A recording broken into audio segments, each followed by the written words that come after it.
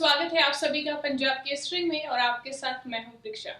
इस खास प्रोग्राम में हम आपको बताते हैं ग्रह नक्षत्रों के बदलने से आपके जीवन पर क्या प्रभाव पड़ता है, आपकी दिनचर्या पर, आपकी लाइफ पर, देश दुनिया पे क्या प्रभाव पड़ता है, हम सभी के बारे में जानेंगे। तो जैसा कि हम सभी जानते हैं कि शनि देवता जो है वो दंडाधिकारी है, न्याय देवता है। और अब जो है शनिदेव जो है राहु नक्षत्र से अब बृहस्पति के नक्षत्र में प्रवेश कर चुके हैं और उनके इस बृहस्पति नक्षत्र में प्रवेश करने से अलग अलग राशियों पर क्या प्रभाव पड़ने वाला है, इस पूरे मामले पर जानकारी देने के लिए मेरे साथ स्टूडियो में मौजूद हैं आशु मल्होत्रा जी। नमस्कार सर। नमस्कार जी, सभी दर्शकों को मेरा नमस्कार। तो आशु जी आज हमें बताएंगे कि शनिदेव के नक्षत्र परिवर्तन करने से 12 राशियों पर क्या प्रभाव पड़ने वाला है, आपके जीवन पर क्या प्रभाव पड़ने वाला है, और अगर प्रभाव पड़ेगा, अच्छा पड़ेगा तो बहुत बढ़िया है, अगर बुरा पड़ेगा तो उसके लिए आप क्या उपाय करें ताकि आपको जो है एक राहत मिल सके। तो आशु जी सबसे पहले तो मैं यही पूछना चाहूंगी कि शनिदेव जो है कब जो है वो नक्षत्र जो है वो परिवर्तन कर चुके हैं, जहां तक आप जी, वो मैं सबको बताना चाहूंगा कि शनिदेव ने आज ही 28 दिसंबर को ही शनिदेव ने राहु का नक्षत्र छोड़ा है और बृहस्पति के नक्षत्र में वो विराजमान हो चुके हैं। और इससे क्या क्या प्रभाव देश और दुनिया में और लोगों की जन्म कुंडलियों में पड़ेगी उसकी जानकारी आप इसमें आज मैं आपको दूंगा। लेकिन मैं सबसे पहले आपको ये बता देता हूँ कि शनिदेव कौन है और ज्योतिष क्या कहता है। शनि पूरा कर्म प्रधान है, वो आपके हर कर्म को देखते हैं, जो भी आप जीवन में करते हैं पूरे जीवन में, चाहे वो आपके पूर्वज करके जा चुके हैं उनके कर्म भी आपके साथ काउंट होते हैं, जिसको हम कुंडली में पितर दोष के द्वारा देखा जा सकता है। तो उसका निवारण हमारी ज्योतिष में उपाय के द्वारा होता है, इसमें कोई संदेह नहीं है। लेकिन जैसे आज उन्होंने राहु का नक्षत्र छोड़ा है और बृहस्पति के नक्षत्र में वो आए हैं, तो देव गुरु बृहस्पति जो कुंडली में हमारे स्थान रखते हैं वो देवताओं के गुरु हैं, वो ज्ञान के देवता हैं और वो किसी से शत्रुता नहीं रखते।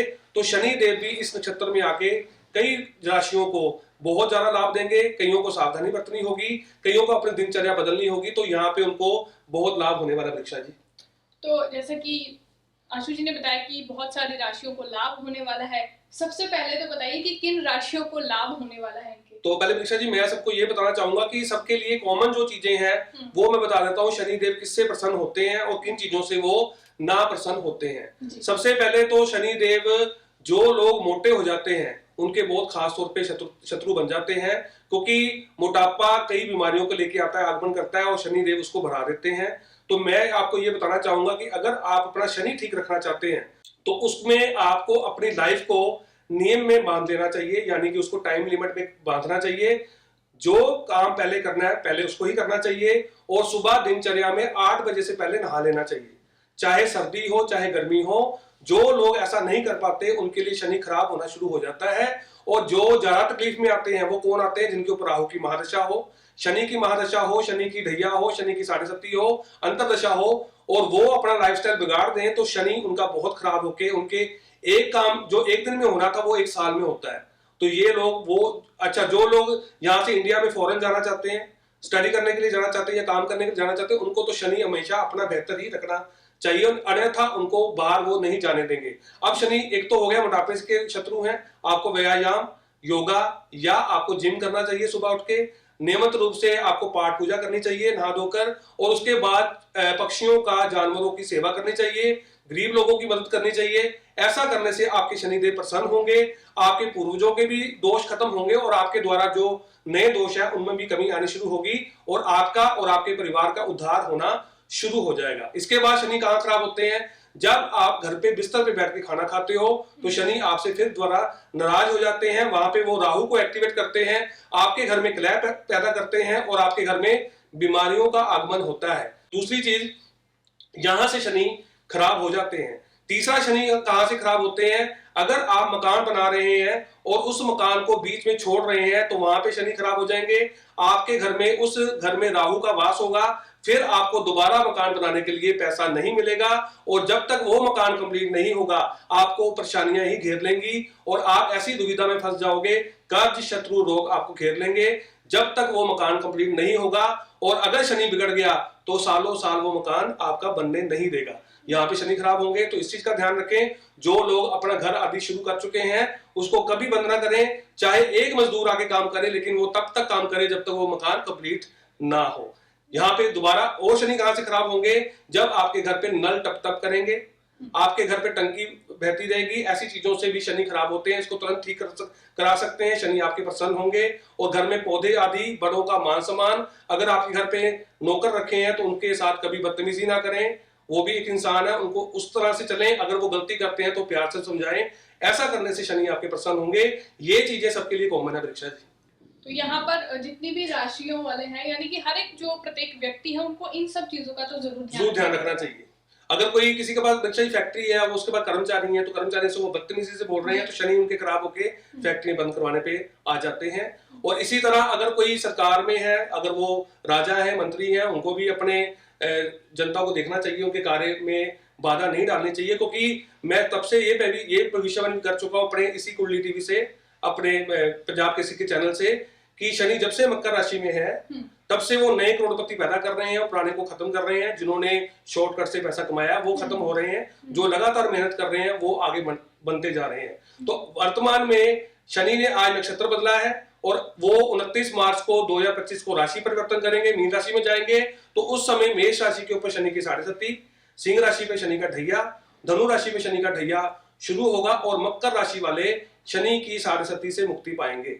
तो यहाँ पे हम बात करेंगे राशियों के अनुसार कि किस राशि को क्या सावधानी रखनी चाहिए। पहले हम मेष राशि पे जाते हैं परीक्षा जी। तो मेष राशि मंगल देव की है और वर्तमान में मंगल पूरे विश्व पे राजा है और मंगल इस समय अपनी नीच राशि में चल रहे हैं और वो अभी जून 2025 तक इसी अवस्था में रहेंगे। तो वो 30 मार्च 2025 तक दुनिया पे राजा भी हैं। तो जिनकी मेष राशि है वो 17 जनवरी 2023 से शनि आपकी राशि को देख रहे हैं और मार्च में वो आपकी राशि के ऊपर आके बैठ जाएंगे शनि की 7.5 के रूप में। तो आप अब अपना मंगल कैसे ठीक करेंगे? अपने भाइयों से, मित्रों से कोई विरोध ना करें, इनसे लड़ाई झगड़ा ना करें, इनसे धोखा ना दें या जमीन जायदाद का झगड़ा ना डालें अपने भाइयों से। शनि की 7.5 में वो आपसे सारा सूद समेत वापस ले लेंगे अगर ऐसा कुछ हो गया। तो दूसरा चीज, आप अगर अपने कार्य में चल रहे हैं तो कोई भी जल्दबाजी अपने कार्य में ना करें। अपने फ्यूचर को लेके, अपने परिवार को लेके, अपने करियर को लेके, अपने बच्चों को लेके, शादी विवाह को लेके कोई भी फैसला बहुत ही आराम से करें। क्योंकि मंगल जब खराब होते हैं कर्क राशि में बैठ के, वो आपके फैसले को जल्दबाजी में कर देते हैं और वो फैसले के लिए आपको बाद में पछताना पड़ सकता है। तो मेष राशि वाले इस बात का अगर ध्यान रखेंगे तो बहुत आपको उत्तम रहेगा। अगर आपकी मेष राशि है, मेष लगन भी है और अगर आप इस समय मकान बना रहे हैं तो नए मकान में बनते सार कुत्ता भी ले आए, इससे आपको शनिदेव बहुत अच्छा फल देंगे। अगर आप मशीनें लगा रहे हैं, साथ ही बच्चों के खिलौने ले आए तो शनिदेव आपको प्रसन्न हो जाएंगे आपसे और आपको लाभ देंगे। इसी तरह मैं वृषभ राशि की बात करूंगा परीक्षा जी। तो वृषभ राशि में वर्तमान में गुरु गोचर कर रहे हैं और वो फरवरी में आने वाले 2025 में वो मार्गी हो जाएंगे वक्री से। तो आपको बहुत लाभ होने वाला है। और वृषभ राशि वाले लोग ये सीधा कनेक्ट करते हैं कृष्ण जी की राशि के साथ, क्योंकि श्री कृष्ण जी की राशि वृषभ थी। तो आपका जीवन भी बिल्कुल वैसा ही चलने वाला है जैसे श्री कृष्ण थे। तो अगर आप धार्मिक हैं, धर्म स्थापना करते हैं, लोगों की मदद करते हैं, लोगों के दुख में दुखी होते हैं, तो फिर आपके ऊपर परमात्मा का बहुत बहुत आशीर्वाद मिलेगा। इस समय अगर आपका वृषभ राशि है और अगर आप नॉन वेज, मांसाहारी, शराब आदि पी रहे हैं तो मैं आपको यही कहूंगा कि कृपया उससे थोड़ी दूरी बनाकर रखें ताकि आपको आने वाले समय में लाभ हो। क्योंकि 30 मार्च को जैसे ही मेष राशि में शनि की 7.5 शुरू होगी और शनि की दृष्टि आपकी राशि पर आ जाएगी। तो फिर क्योंकि शनि को भगवान शिव ने ये वरदान दिया है कि एक ही जगह बैठकर आप 8 राशियों को देख सकते हो, तो उनके कर्मों का आप सारा लिख के उनको फल दे सकते हो। ये शनि देव में पावर है। इसलिए मैं बार बार हर मंच पे शनि देव की बात अवश्य करता हूं, क्योंकि वो हमारे पूर्वजों के कर्मों को देखते हैं। तो वृषभ राशि वाले अगर इन बातों का ध्यान रखें और साथ में अपने भार के बराबर हरा चारा गाय को खिलाते रहें, गाय को खीर खिलाते रहें और कुत्ते और कोए का भी भोजन निकालते रहें, तो आपको बहुत ही लाभ होने वाला है। और जैसे मैं स्टार्टिंग में बोला कि बिस्तर पे बैठ के कभी मत खाना, इससे आपको प्रॉब्लम आ सकती है। तो इसके बाद आप बात करते हैं मिथुन राशि की। मिथुन राशि वाले भी अगर वृषभ राशि में एक बात और करता हूं, अगर कोई आप नया काम करना चाहते हैं तो उस काम को आप रात में फाइनल करें। जब सूर्य अस्त हो जाए रात में उस काम को फाइनल करें और सुबह उसको प्रैक्टिकल ले आए, तो आपके सारे काम बनेंगे। यहाँ पर एक सवाल मेरा ये है, जैसे कि आपने बोला कि रात को डिसीजन ले, जब भी हम घर में कोई डिसीजन लेते हैं तो ये कॉमन है कि रात को जो है वो सलाह नहीं करनी चाहिए, वो काम नहीं आती। तो यहाँ पर इसका थोड़ा सा आगे डिटेल में तो हाँ जी, मैं परीक्षा जी बताना चाहता हूँ, कुंडली में हमारी लाल किताब में जब दशम भाव में शनि हो किसी की कुंडली में, जन्म से हो, गोचर में हो या वर्षफल में आ जाए, तो उन लोगों को रात को ही ज्यादा अपना डिसीजन लेना चाहिए अपने करियर के बारे में, परिवार के बारे में, और रात को ही सफर करना चाहिए अपने कामकाज का। तो अगर वो फॉरेन जा रहे हैं, रात की फ्लाइट पे जाएं, तो उनके सारे काम बनते हैं। ये शनि 10 का ही शर्त है। तो वृषभ राशि वालों के लिए जो लगन है वृषभ लगन का, उसमें 10वें घर में ही वो गोचर कर रहे हैं शनिदेव, इसलिए मैंने उनको ये बात बोली है। ये हर किसी को लागू नहीं होगा, नहीं, उसकी कुंडली देके बताएंगे शनि की पोजीशन कहाँ है। अगर वो दशम भाव में है तो फिर उनके लिए लॉजिक है कि वो रात को ही सारे काम करें। ऐसे लोग रात को जाना पढ़ते हैं तो सुबह जाके एग्जाम में अच्छे अव्वल नंबर लेके आते हैं, जिनका शनि दशम भाव में हो। ठीक है, तो मतलब वृषभ राशि सभी के लिए नहीं, जिनका शनि दशम भाव, हाँ, जिनका कुंडली में शनि दशम भाव के लिए हो। इस समय वृषभ राशि के लिए दशम भाव के साथ अटैचमेंट हो रही शनि की, तो इसलिए उनको मैंने ये बताया। लेकिन जिनकी कुंडली में भी, परीक्षा जी ने सवाल अच्छा पूछा है, आप अपनी कुंडली किसी अच्छे विद्वान को दिखाएं, तो उनसे ये पूछ लें कि मेरी शनि की पोजीशन कहाँ है। अगर आपका शनि दशम भाव में है तो आप उसी दिन से अपने सारे जो फैसले बड़े बड़े अपने लिए वो रात को लेना शुरू करें और रात को पढ़ाई करें, तो आपको सुबह उसके रिजल्ट अच्छे आने शुरू हो जाएंगे। तो इसके बाद हम बात करते हैं मिथुन राशि की। मिथुन राशि के लिए मैं ये बात करूंगा कि आपकी जो राशि के मालिक है बुध है वो, और अगर आपकी कुंडली में बुध कहीं ना कहीं खराब है तो पहले तो उनको ठीक कर लें। अब बुध खराब कहाँ कहाँ होता है, पहले तो आपके अपने बहन, बुआ, मौसी को देखें, उनका जीवन दुखी होगा, आपका बुध खराब है। और उसके बाद अगर ब्रश करते हुए आपके ब्लड से ब्लड आ रहा है तो आपका बुध खराब है। अगर आप घर से कहीं निकलते हो, पहुंच कहीं जाते हो, तो आपका बुध खराब है। अगर ये आपके अंदर आदतें हैं तो बुध को ठीक कर लें पहले आप, तो उससे क्या होगा, आपको बहुत ज्यादा अच्छे फल मिलने शुरू हो जाएंगे।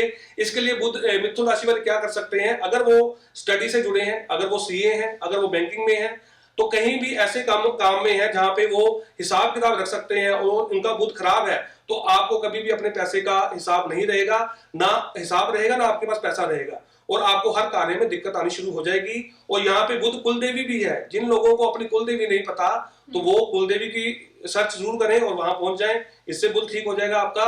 तो यहाँ पे आपको करना क्या चाहिए, आपको हर बुधवार गणेश जी को 5 पान के पत्ते अवश्य चढ़ाने चाहिए जो मिथुन राशि के साथ जुड़े हुए हैं, तो आपको बहुत ज्यादा लाभ होगा। लेकिन बुध का जो है, बुध 25 दिनों बाद परीक्षा जी राशि परिवर्तन कर लेते हैं, ये बहुत फास्ट घूमते हैं, तो ये साल में कई बार गोचर कर जाते हैं। जैसे कि ये 25 दिन में कर जाते हैं, एक राशि को अगली राशि में चले जाते हैं, शनि 2.5 साल बाद जाते हैं, तो आपका इनका समय का बहुत परिवर्तन है। तो बुध बहुत तेजी से काम करने वाले हैं। बुध जिनका अच्छा होता है उनका दिमाग बहुत तेज होता है, उनकी सलाह अच्छी होती है। तो आप भी अपनी कुंडली से ये जांच कराएं कि आपका बुध कैसा है, और जो निशानियां मैंने आपको बताई हैं वो उस हिसाब से आप अगर गणेश जी की पूजन करते रहें, कुलदेवी को माथा टेक कर आए, अपनी बहन, बुआ, मौसी से अच्छे संबंध बनाएं, उनका मान सत्कार करें, तो आपको आने वाले समय में शनि भर भर के देंगे, क्योंकि बुध के वो परम मित्र हैं। तो इसके बाद हम वृक्ष की बात करते हैं कर्क राशि की। कर्क राशि सीधी सीधी चंद्रमा से जुड़ी है। कर्क राशि में वर्तमान में ढैया चल रहा है शनि का। तो कर्क राशि माँ की कारक है, हमारे मन की कारक है, जल तत्व राशि है, ये चलती रहती है। अगर पानी खड़ा हो जाए तो उसमें गंदगी आती है। तो कर्क राशि वालों को कभी भी एक जगह बैठ के कार्य नहीं करना चाहिए। कभी ये घूमने चले जाएं, कभी आके बैठ जाएं, ऐसे कार्यों से जुड़ के इनको काफी धन मिलता है। तो इसके बाद आप ये भी देखें कि शनि की दृष्टि सीधी सीधी आपकी कुंडली में है, मंगल वहां पे चल रहे हैं, तो आपके लिए भी जल्दबाजी हानिकारक होगी। कोई जल्दबाजी ना करें और आप चोट आदि से हमेशा बच के रहें, क्योंकि शनि और मंगल का आपसी टकराव है। इस साल के मंगल शनि राजा और मंत्री हैं, तो इस समय एक्सीडेंट से पूरी दुनिया भयभीत है। आप देख भी रहे हैं, आगजनी एक्सीडेंट हो रहे हैं, तो आप भी इस चीज से बच के रहें। अपने खान पान पर ध्यान रखें, नहीं तो ये ऑपरेशन के कारक बन सकता है। इस चीज का आप ध्यान रखें और मन में कोई बात ऐसी ना रखें जो आपके मन को दुखाए। ज्यादा से ज्यादा आप हनुमान चालीसा पढ़ें। कर्क राशि वालों के लिए कारक जो हनुमान जी होते हैं, हनुमान चालीसा पढ़ें और पंचामृत भगवान शिव पर चढ़ाते रहें। आपके ऊपर बेहद कृपा होगी शनिदेव की भी। और कभी कभी शनिवार को आप पीपल के वृक्ष पर 8 लोटे जल चढ़ाएं और सरसों के तेल का दिया जलाएं। और आने वाला समय आपका ही है, क्योंकि ढैया मार्च में खत्म होगा, आपके रुके हुए कार्य बनने शुरू होंगे। लेकिन आपके लिए एक अच्छी बात यह है कि आज जो वर्तमान में उन्होंने नक्षत्र बदला है शनिदेव ने, वो कर्क राशि के जो मित्र है बृहस्पति, उन्हीं के नक्षत्र में चले गए, तो ये आपको जरूर लाभ देगा और आने वाले समय में आपको बेहतरीन इसके योग देखने को मिलेंगे। इसके बाद हम बात करते हैं सिंह राशि की। सिंह राशि सीधी सीधी सूर्यदेव से जुड़ी है और आपके लिए खुशखबरी ये है सिंह राशि वालों के लिए कि 30 मार्च 2025 से चैत्र मास के जो पहला नवरात्र शुरू होगा, वहां से सूर्यदेव दुनिया पे राजा बन जाएंगे। और 13 अप्रैल से वैसाखी आएगी उस दिन से वो पूरी दुनिया पे मंत्री बन जाएंगे। यानी सीधा सीधा जो सिंह राशि के कारक सूर्य देव हैं वो सीधा सीधा पूरी दुनिया पे राज करने वाले हैं। लेकिन साथ ही साथ देखिए कुदरत का क्या नियम होता है वृक्षा जी, अगर सूर्य राजा बनने वाले हैं और सिंह राशि के लिए बहुत ज्यादा ढेरों खुशियां आने वाली हैं, लेकिन साथ ही साथ शनि का ढैया भी आपके ऊपर शुरू होने वाला है। क्योंकि सूर्य देव अगर जब राजा बनेंगे तो सिंह राशि में अंधकार ना आ जाए तो शनि की दृष्टि आपके ऊपर होगी आपके कर्मों का हिसाब लेने के लिए। इसलिए मैं आपको ये बताना चाहूंगा सिंह राशि वालों के लिए आपके लिए ऐसे अपॉर्चुनिटीज आने वाली हैं आपके आमने सामने, लेकिन आप अपने स्वाभिमान को, क्योंकि सिंह राशि वाले सेल्फ रिस्पेक्टेड होते हैं, ये इसमें कोई संदेह नहीं है। ये सूर्य की राशि है, सूर्य पूरे ग्रहों में राजा है और इन लोगों को किसी के सामने हाथ फैलाने की आदत नहीं होती। ये खुद से अर्जित करते हैं, ये अपने पिता से मांगने में भी शर्म करते हैं, इनमें ये चीजें होती हैं। लेकिन जहां आपका स्वाभिमान अहंकार बन गया वहां पे शनि आपको पीड़ा देने से नहीं चुकेंगे। तो आप भी इस चीज का ध्यान रखें कि मुझे काम तो करना है लेकिन मुझे किसी का अपमान नहीं करना, खुद से कमाना है। शनि आपको कमाने के लिए बहुत रास्ते देंगे, आप बहुत सी ऊंचाई पकड़ेंगे, इसमें कोई संदेह नहीं है। सूर्य अपना ठीक रखें, आप गरीब लोगों की मदद करते रहें क्योंकि आप राजा हैं। शनि के जो लोग हैं वो जो शनि की पीड़ा सहते हैं वो गरीब लोग हैं, तो उनकी आप जितनी मदद करेंगे अपने धन से तो आपको शनिदेव भर भर के आपको देंगे। तो आपके लिए गन्ने का रस चढ़ाना शिवलिंग के ऊपर बहुत मुबारक होगा, लेकिन उसमें नमक ना डलवाएं, ये याद रखें। और गरीब लोगों को आटा दाल चावल आदि आप दान करें अपने पूर्वजों के नाम से, तो आने वाला समय फिर आपको बहुत बहुत देगा। ये सिंह राशि के लिए है। लेकिन सिंह राशि के लिए मैं वही बताना चाहता था कि अहंकार से ना ग्रसित हो, क्योंकि वृक्षा जी सूर्य देव के ऊपर एक बहुत अच्छी कुछ लाइनें हैं, मैं यहाँ पे जरूर बोलना चाहूंगा कि वो सीधी सीधी सिंह राशि से जुड़ती हैं सूर्य से। तो अगर ये वाली लाइनें आप अपने जीवन में जोड़ लेंगे तो आपको कभी भी कोई प्रॉब्लम नहीं आएगी। तो वो लाइनें हैं कि राजा तेज तपस्वी और विष्णु भगवान, तांबे का पैसा और अकल सूर्य की पहचान, पहाड़ी मंदिरी गाय हो एक अकेला पूत, दफ्तर का बाबू कोई क्षत्रिय या राजपूत, तांबा गुड़ गेहूं मानिक शिलाजीत और सरकार, बंदर भूरी कीड़ियां राजा रथ सवार, काले रंग की भैंस हो न्योला भूरी गाय, गुड़ के मानित रंग हो तो सूर्य कहलाए, अपना आपा बाजरा बिल हुनर हिसाब, रसम पुरानी तेज फल हाकम रो वैदा। ये सारी चीजें जो मैंने बोली हैं ये सूर्य से रिलेटेड है, और अगर ये आदतें आपके अंदर हैं तो फिर आपको भर भर के सूर्य देव भी देंगे और शनि देव भी देंगे। इसके बाद हम बात करते हैं सीधी सीधी कन्या राशि की। कन्या राशि भी बुध के साथ जुड़ी हुई है, लेकिन जो बुध है वो आपको एक चीज बता देता हूं कि हमारे ज्योतिष में 2 गुट बने हुए हैं, सूर्य मंगल चंद्र बृहस्पति, ये गुट एक है, और उसके बाद शनि शुक्र केतु और राहु, ये एक गुट है 4-4 का। और जो ये सूर्य वाला गुट है ये उनके पापों को रोकता है जो शनि का गुट करता है। लेकिन बुध की स्थिति बीच में क्या बनती है, जो पलड़ा भारी होगा बुध उधर चला जाएगा। तो बुध का ये वाला परिवर्तन बहुत कई बार हानिकारक होता है परिवार के लिए। तो कन्या राशि वाले ये सोच के चलें कि मुझे ऐसी पलटी नहीं मारनी, मुझे धैर्य से एक ही जगह रहना है। तो आपकी मदद यहाँ कौन करेगा, आपके गणेश भगवान जी, क्योंकि बुध के जो कारक है, बुद्धि के कारक है, वो गणेश जी हैं। आप गणेश जी के चरणों में जितने लगे रहेंगे आपको बहुत उत्तम फल मिलेगा। और कुंडली में छठा भाव कन्या राशि का है, वहां पे केतु कारक है, कुत्ते की सेवा से भी आपको अच्छे फल मिलने शुरू होंगे। और ननिहाल यानी नानी का आशीर्वाद लेते भी आपको बहुत आशीर्वाद मिलेगा, या ननिहाल के जो परिवार में हमारे रिश्तेदार हैं उनके साथ अच्छे संबंध बनाएंगे तो कन्या राशि को बहुत ज्यादा लाभ होगा। तो कन्या राशि यहाँ पे क्या कर सकती है, आप छोटे बच्चों को चॉकलेट बांटे, आपको बहुत अच्छे फल मिलने शुरू हो जाएंगे। क्योंकि शनि सीधा सीधा बुध के मित्र है, तो लेकिन कहीं ना कहीं आपकी कुंडली में मकान बन रहा है और छठे भाव में लोन मिलता है। तो अगर आप ये उपाय करेंगे तो आपको मकान बनाने के लिए भी लोन मिल जाएगा और आने वाले समय में आपको बेहतरीन योग मिलेंगे।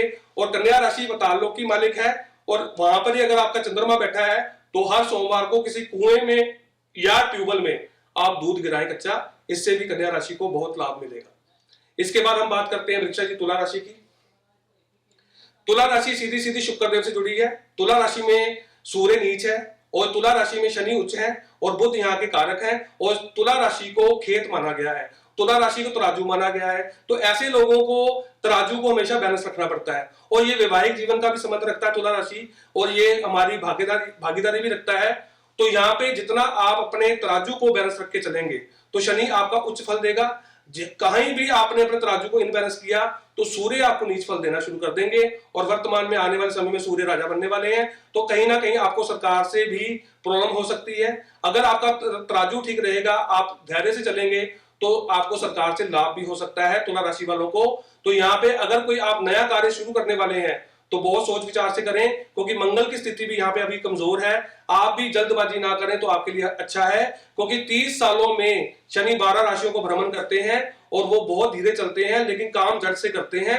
आप भी बहुत धैर्य से चलें अपने नए काम में। अगर विवाह भी करना है, शादी भी करना है, बिजनेस भी खोलना है, कोई भी कार्य करना है, तो उसको नरमी से चलें, तो शनि आपकी वो जड़ पक्की कर देंगे। फिर वो ऐसा पौधा चलेगा, ऐसी खेती होगी जिससे आपको लाखों करोड़ों रुपए का लाभ होगा। ये तुला राशि के लिए मैं खास बात कर रहा हूं। यहाँ पे आप जल्दबाजी मत कीजिएगा। तो यहाँ पे आपको क्या करना चाहिए, आपको गाय को खीर खिलानी चाहिए। किसी जरूरतमंद औरत को 2 किलो चावल और 2 किलो चना दाल देनी चाहिए। औरतों को आप जितनी मदद करेंगे उससे आपको बेहद लाभ होना शुरू हो जाएगा। ये करने से आप देखेंगे कि आने वाले समय में शनि ने आपको भर भर के दिया है। इसके बाद हम बात करते हैं वृश्चिक राशि की। वृश्चिक राशि मंगल की है। मंगल यहाँ पे आके मंगल बद्ध हो जाता है। ये अष्टम भाव की मालिक है, ये शनि का हेडक्वार्टर है। तो यहाँ पे भी मंगल इस राशि के, शनि जो है इस राशि के दुश्मन ही है, और इस वर्तमान में इसी राशि पर ढैया भी चल रहा है शनिदेव का।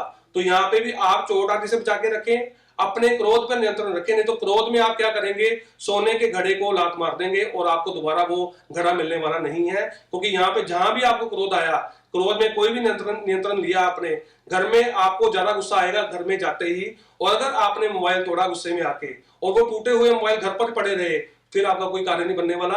आने वाले समय में आपको उलझने ही पैदा होंगी। घर में कोई भी इलेक्ट्रॉनिक चीज खराब मत रखें, ना बंद मोबाइल, ना बंद घड़ियां, ना बंद ऐसी कोई चीजें जो खराब कर रही हैं। कई बार मुझसे लोगों ने पूछा है, मैं कई बार घर पे लोगों के वास्तु करने जाता हूं तो वहां पे प्रेस पड़ी होती खराब, कि ये क्यों पड़ी प्रेस यहाँ पर, इसको उठाओ। तो वो कहते सर 5 साल से पड़ी है।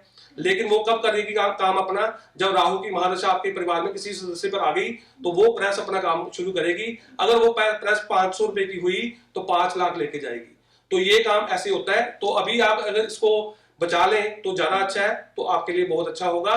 तो आप यहाँ पे क्या कर सकते हैं, कुत्ते को मीठी रोटी खिलाएं, आपके लिए बेहद अच्छा होगा। शमशान घाट का पानी पिएं, आपके लिए बेहद अच्छा होगा। घर में समुद्र का या गंगा का पानी रखें, गंगा जल रखें, या किसी दरिया का पानी कांच की बोतल में बंद करके रखें, आपको बेहद इसके लाभ होने शुरू हो जाएंगे।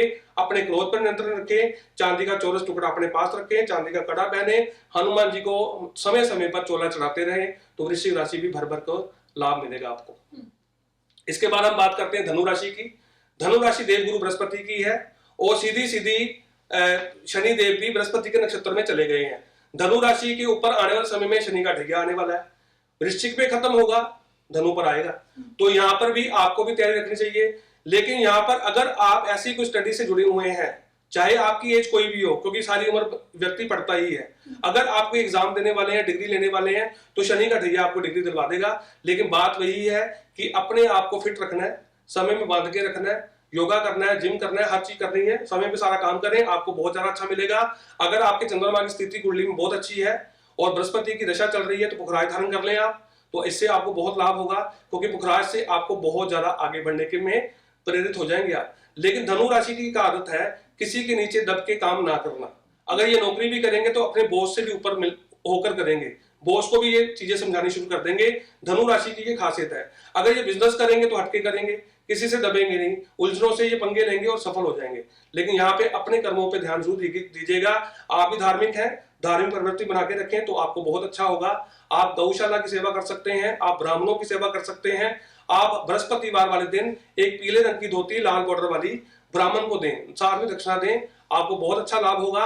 अगर शुक्र के भी अच्छे फल लेने हैं आपको, तो आप शुक्रवार को एक लाल रंग की साड़ी कॉटन वाली पंडिताइन जी को दे दें, ब्राह्मण जी की वाइफ को। तो इससे आपको क्या होगा, आने वाले समय में बेहद अच्छे योग मिलने शुरू हो जाएंगे।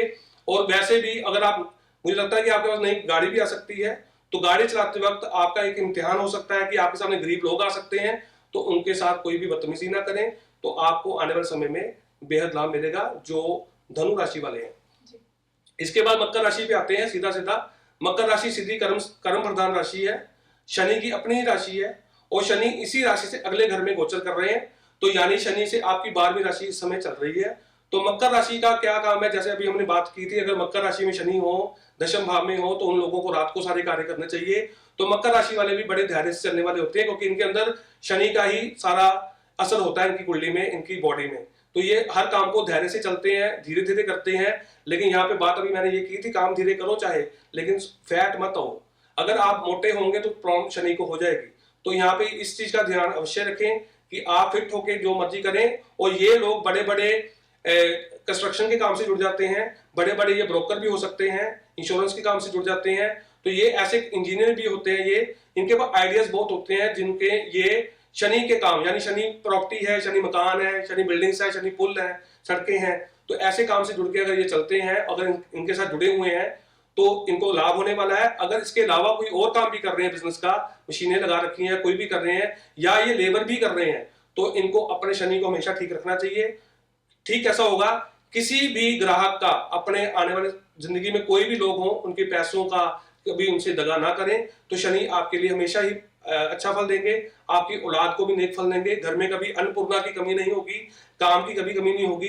काम छोटा भी हो सकता है, बड़ा भी हो सकता है, लेकिन आपका घर बहुत अच्छा चलेगा अगर आप ईमानदार हैं और किसी का दगा नहीं करते आप किसी के साथ। तो यहाँ पे ये बात बताना चाहूंगा मकर राशि वालों को, जो लोग कंस्ट्रक्शन करते हैं, मजदूर, उनको मीठा खिलाना मुबारक होगा हर शनिवार को। अगर आप ये करते हैं तो आपको बहुत ज्यादा लाभ होगा। शमी के पत्ते शिवलिंग पे चढ़ाते रहना मुबारक होगा। पीपल के पेड़ की सेवा करते रहना आपके लिए मुबारक होगा, और ये करने से आपको बहुत लाभ होगा। और कभी कभी भैरवनाथ जी को भी आप दही बल्ले चढ़ा सकते हैं, ये करने से भी आपके ऊपर बहुत कृपा शनिदेव की बननी शुरू हो जाएगी। इसके बाद हम बात करते हैं कुंभ राशि की। कुंभ राशि सीधी सीधी शनिदेव की है। और कुंभ राशि की बात करूं अपने लाल किताब के अकॉर्डिंग, तो कुंभ राशि जो है 11वें घर की मालिक है। अपने जन्म कुंडली में 11वें घर जो बोला गया है हमारी लाल किताब में, वो शनि की अदालत है। बृहस्पति देव यहाँ पे जज है, राहु सरकारी वकील है, और केतु आपका वकील है। जब आप राहु क्या करता है, शनि की अदालत में खड़े होकर बृहस्पति के सामने आपकी बुराइयां दिखाता है, केतु आपकी अच्छाइयां दिखाता है, और अंतिम फैसला देव गुरु बृहस्पति करते हैं कि जातक को रिहा करना है, कि दंड देना है, कि इसको कारावास देना है। क्योंकि कुंभ राशि से अगला जो घर 12वां है वो बृहस्पति का है, वो कारावास भी है, रिहाई भी है, और दंड भी है। तो यहाँ पे सीधा सीधा आप देख लें कि आपकी कुंभ राशि है, तो देव गुरु बृहस्पति को ध्यान में रखते हुए, अपने शनि देव को ध्यान में रखते हुए, ये बात का अवश्य ध्यान रखें कि आप इस अपने नियमों से ना हिलें, अपने पूर्वजों के जो नियम चलते हैं उनसे ना हिलें, पारिवारिक माहौल बना के रखें, रिश्तेदारों से बना के रखें, आपको लाभ होगा। और अगर आपकी कुंडली में शनि 11वें घर में ही विराजमान है कुंभ राशि वालों के, तो कभी भी मांसाहारी या ड्रिंक ना करें, क्योंकि सीधा सीधा लाल किताब कहती है कि यहाँ पे जो व्यक्ति शनि यहाँ पे पोजीशन ले, या सूर्य 11वें घर में हो, अगर वो मांसाहारी हो जाए तो वो अपनी औलाद का मांस खा रहा है, और उसको औलाद का सुख नहीं मिलेगा। ये सीधी सीधा आप परहेज रखें, इसका विश्लेषण अवश्य कराएं। तो इस चीज का ध्यान रखेंगे कुंभ राशि वाले, तो इनको बहुत ज्यादा आने वाले समय में लाभ मिलने वाला है। वर्तमान में आपके ऊपर शनि की 7.5 चल ही रही है, तो आपका लास्ट स्टेप जो 2.5 साल रह जाएंगे वो मार्च से शुरू होंगे। इस समय आपके पेट के ऊपर है, उसके बाद आपके पैरों में शनि की 7.5 चली जाएगी। जितना आप धार्मिक सफर करेंगे उतना शनि आपको अच्छे फल देंगे। गंगा स्नान करना, धार्मिक यात्राएं करना, और धर्म के लिए कुछ अच्छे कार्य करना, गरीबों की मदद करना, किसी मंदिर संस्था में दान देना, ये आपके लिए बहुत अच्छा होगा जो कुंभ राशि वाले हैं। तो इससे देवगुरु बृहस्पति के भी आपको अच्छे फल मिलेंगे। इसके बाद सीधी सीधी बात करते हैं मीन राशि की। मीन राशि में वर्तमान में राहु गोचर कर रहे हैं, और मीन राशि देवगुरु बृहस्पति की है। बृहस्पति वृषभ राशि में गोचर कर रहे हैं, और वो मार्गी होंगे फरवरी में जाके। तो आप ये देखेंगे कि जो आने वाला मीन राशि के लिए सूर्य का साल होगा, और वो शनि की जो आपके ऊपर 7.5 भी चल रही है मीन राशि के ऊपर 1.5 साल से। लेकिन ये भी अगर आप पिछले वर्षों से धर्म के साथ जुड़े हुए हैं तो इनको ऊंचाई बहुत मिलने वाली है। मीन राशि के लिए ये वर्ष बहुत अच्छे में जाने वाला है। जो संवत शुरू होगा अप्रैल 2025 से, तो आपके लिए काफी अच्छे कार्य आ रहे हैं। आपकी विदेश यात्रा हो सकती है, आपकी कई धार्मिक यात्राएं हो सकती हैं, आपकी बिजनेस के प्रति यात्राएं हो सकती हैं, आपकी नॉलेज गेन हो सकती है, आपके परिवार में खुशियों का आगमन हो सकता है, धार्मिक उत्सव हो सकता है, गाड़ी मकान आदि आ सकता है घर में, आपकी शुभ यात्राएं हो सकती हैं। तो मीन राशि वाले इस चीज के लिए तैयार रहें, लेकिन अपने कर्मों को जरूर अच्छे से चलें, क्योंकि शनि का 6 साल का सफर आपके साथ अभी और पेंडिंग है। तो कहीं ना कहीं इस 6 साल में कहीं भी आपकी बुद्धि भ्रमित हुई कि मैं ये शॉर्टकट से पैसा उड़ा लूं, इसको धोखा दे दूं, तो फिर आप पकड़े जाएंगे। तो इस चीज का ध्यान रखें, आप ऐसा कोई भी कार्य ना करें। तो आप क्या कर सकते हैं, छत पे पक्षियों के लिए दाना पानी अर्जित करते रहें, छत हमेशा साफ रखें, ऐसे लोग कभी भी छत पे कबाड़ ना रखें, मीन राशि वाले, नहीं तो आपको शनि के बुरे फल भोगने पड़ेंगे। खास तौर पे छत हमेशा साफ रखें, सजा के रखें, गमले गमले लगाएं, पेड़ पौधे लगाएं और पक्षियों के लिए हमेशा आगमन रखें। धार्मिक यात्रा करें, अपने पास चांदी का चौरस टुकड़ा रखें और जब भी आपको हाथी नजर आए तो उसके नीचे से 3 बार निकल जाएं महावत का हाथ पकड़ के। इससे भी आपको राहु के भी अच्छे प्रभाव मिलेंगे और शनि देव भी आपको भर भर के देंगे। तो वृक्षा जी, ये 12 राशियों का विश्लेषण मेरी तरफ से था। तो यहाँ पर पूरे 12 राशियों के लिए जो है आपने बताया किस प्रकार से उन पर क्या प्रभाव पड़ने वाला है, क्या वो उपाय कर सकते हैं और क्या चीजें उन्हें नहीं करनी चाहिए अगर वो ज्यादा जो है शनिदेव की कुदृष्टि नहीं चाहते हैं। यहाँ पर मैं चाहूंगी कि एक कॉमन उपाय क्या हो सकता है सभी राशियों के लिए। जी देखिए, आप ये मैं परीक्षा जी बताना चाहूंगा कि श्री कृष्ण जी ने भी ये बात बोली है कि हमारा जीवन कर्म प्रधान है। ज्योतिष भी यही कहती है कि हमारा जीवन कर्म प्रधान है और शनि देव तो वैसे ही कर्म फल दाता है और कर्म को ही वो हमारे देखते हैं। तो पूरा जीवन है कर्मों से ही। लेकिन मैं ये बताना चाहूंगा, कई बार मुझे दुख ये होता है इस बार, चाहे हम भी वर्तमान में इसी युग में जी रहे हैं, लेकिन हमने अपने पूर्वजों की कई चीजों को छोड़ दिया है जिससे हमारा वर्तमान दुखी जरूर हुआ है। हम अलग अलग मतलब अपने लाइफस्टाइल को इतना बढ़ा रहे हैं और टेक्नोलॉजी भी पूरे दुनिया में बढ़ रही है, तो ये चाहे बढ़ रही है लेकिन हमारी जड़ वही रहनी चाहिए जहां से हमारा सनातन धर्म शुरू हुआ था, देश दुनिया शुरू हुई थी। क्योंकि आप देख लीजिए कि भगवान ने ना इंसान की डाई बदली है, ना जानवरों की डाई बदली है, ना पक्षियों की डाई बदली है। तो उन्होंने कोई डाई नहीं बदली, लेकिन इंसान खुद को बदलना चाहता है। तो इससे क्या होगा, हमारी आयु कम होगी। तो मैं आपको एक कॉमन चीज बता देता हूँ जो जिसके विषय पे अगले हम वीडियो में बात करेंगे, लेकिन थोड़ा सा इसमें बता देता हूँ कि वृक्षा जी ने बहुत अच्छा सवाल पूछा है कि कॉमन हमें कैसे जीना चाहिए। सबसे पहले यहाँ पे पितर दोष उत्पन्न हो रहा है नई कुंडलियों में, जो वर्तमान में मैं नई नई कुंडलियां देख रहा हूँ और मैं जितने इवेंट्स में जाता हूँ ज्योतिष के, वहां पे जो हमारे ज्योतिष भाई हैं वो भी यही देख रहे हैं कि आशु भाई आजकल पितर दोष बहुत कुंडलियों में आ रहा है। तो यहाँ पे सबसे पहले क्या हो रहा है, मैं आपको एक चीज बताता हूँ, ध्यान रखना आप। मैं अपने पंजाब किसी चैनल के माध्यम से बताना चाह रहा हूँ कि अगर बच्चा 9 महीने बाद गर्भ से बाहर आता है दुनिया में और आते ही उसके ऊपर जैसे नक्षत्र होते हैं, ऊपर 360 डिग्री का हमारा अंतरिक्ष है, 27 नक्षत्र है, 12 राशियां, 9 ग्रह हैं। जैसे ही वो बच्चा गर्भ से बाहर आता है तो जैसे हम कैमरे से फोटो खींचते हैं, क्लिक करता है, उसकी रोशनी पड़ती है, उतनी स्पीड से ही बच्चे के शरीर में ग्रह अपना स्थान बना लेते हैं जहां जहां वो विराजमान होते हैं। हमारे शरीर में 12 राशियां, 27 नक्षत्र हैं, उनकी अलग अलग जगह है। तो शनि अगर कुंभ राशि में है तो वो घुटने में आ जाएंगे शनि उसके बच्चे के। तो ऐसे वो विराजमान हो जाता है हर ग्रह। तो कोई लोग मुझे ये बताते हैं कि हम ज्योतिष को नहीं मानते, ना माने, उसमें कोई संदेह नहीं है। जब वो मनवाने आएंगे वो मनवा देते हैं। 360 डिग्री के आसमान के नीचे रहकर, सूर्य की धूप लेके, चंद्रमा का पानी पी के, बृहस्पति की हवा लेके हम ये कहें कि मैं ज्योतिष को नहीं मानता, तो वो उनकी सोच होगी। लेकिन मैंने बात की 9 महीने में बच्चा गर्भ से बाहर आता है, लेकिन मृत्यु के बाद क्या चौथे पे उसका उठाला हो सकता है? गरुड़ पुराण कहता है ये पित्तर दोष का सबसे बड़ा दोष है। ऐसे लोगों के जीवन में जो बच्चे पैदा होंगे पित्तर दोष में पैदा होंगे और उनके खानदान में बुजुर्गों की, बड़ों की आयु कम हो जाएगी। इसको हम रोकना चाहते हैं। तो सबसे पहले तो हमें मिलकर इस पे ध्यान देना चाहिए। गरुड़ पुराण में लिखा है मृत व्यक्ति 13 दिन तक घर पे रहता है और 13 दिन बाद वो उसका जब हम क्रिया आदि करते हैं तो 17वें पे उसकी यात्रा शुरू होती है यमपुरी की। तो ये क्या आपके ऊपर शनिदेव देख नहीं रहे आपके इन कर्मों को? आपको अगर अपने बाप दादा की जमीन जायदाद पैसा चाहिए तो उनके लिए 15 दिन निकालने भी चाहिए। तो ये एक कॉमन उपाय जरूर है कि आने वाले समय में ये समाज में हम जरूर इसका ध्यान रखें। बिल्कुल बिल्कुल, जैसे कि आपने अभी बोला कि 4 दिन तक मोस्टली लोग जो है वो कर देते हैं, तो ये चीजें होती हैं। ये गरुड़ पुराण में बहुत बड़ा दोष है दीक्षा जी, इसका भोगना पड़ेगा आने वाली पीढ़ियों को। वही पितृ दोष, वही सबसे बड़ा पितृ दोष है। उसको मैं हैरान हो गया हूँ कि इतनी कुंडली में क्यों आ रहा है। तो उसका कारण हमने देखा, जड़ उसकी ये है। तो हम ये कोशिश कर रहे हैं कि समाज को इस रूप में बदलें।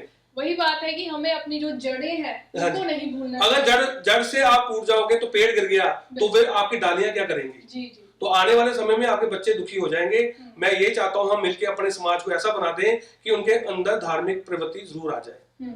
बिल्कुल। तो यहाँ पर जैसे कि आप बोला कि अपनी जड़ों के साथ रहना बहुत ही इम्पोर्टेंट है और ये है भी है, क्योंकि अगर हम अपना बैकग्राउंड छोड़ देंगे जहां से हम लोग आए हैं तो हमें कोई नहीं जानेगा। तो हाँ जी दीक्षा जी, मैं एक चीज और बताना चाहूंगा कि अगर कोई बच्चा सुबह उठता है, अगर वो 6 साल का है, चाहे 5 साल का है, 4 साल का, 10 साल का, 15 साल का है, अगर वो सुबह उठ के ये देखता है कि मेरी माँ पाठ कर रही है, मेरे पिता भी पाठ कर रहे हैं, वो सूर्य को अर्घ दे रहे हैं, वो पक्षियों को दाना पानी दे रहे हैं, कुत्तों की सेवा कर रहे हैं, गाय की सेवा कर रहे हैं, तो वो बच्चे के अंदर वो गुण जाएंगे कि मेरे माता पिता ये कर रहे हैं तो मैं करूंगा।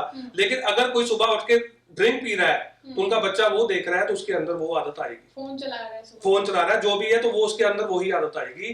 तो इन चीजों को पहले बड़ों को बदलना पड़ेगा, फिर बच्चे बदलेंगे। बच्चे क्योंकि देख देख कर ही सीखते हैं, तो अगर जिस प्रकार की हम प्रवृत्ति चाहते हैं कि बच्चों में आए तो पहले हमें वो करनी पड़ेगी, खुद पर लागू करनी पड़ेगी। बिल्कुल। तो यहाँ पर देखिए किस प्रकार आशु जी ने पहले 12 राशियों का बताया, उसके बाद एक जो कॉमन मिस्टेक्स होती है जो हम करते हैं उसके बारे में भी आपने बताया। तो बहुत ही सरल तरीके से आपने आज जानकारी दी है।